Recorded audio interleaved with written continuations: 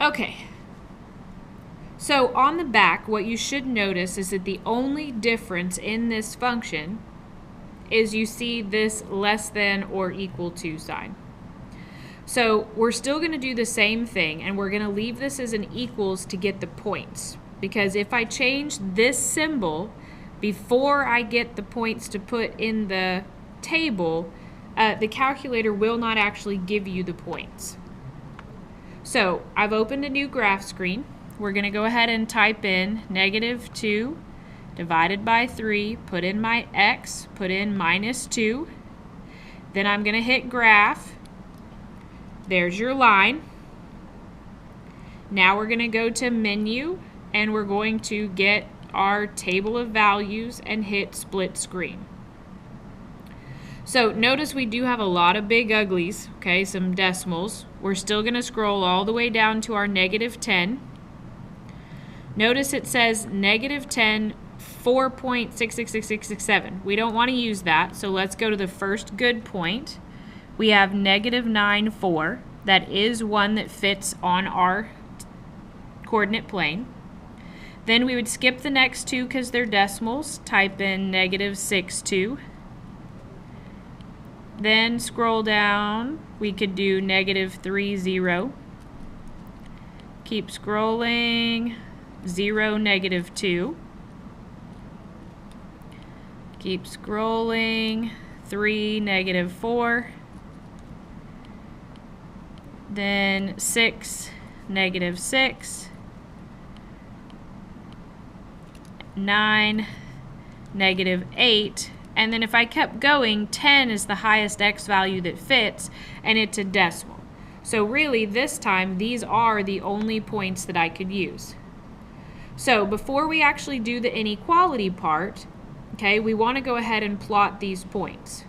So if I go to -9 and then up 1, 2, 3, 4, then -6,2, then -3,0, then 0, -2, 3, -4, 6, -6,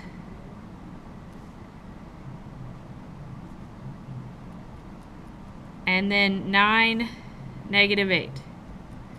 Now, you do not want to connect the points yet, or if you do, at least look at your symbol. It's less than, so it's going to be a dotted line.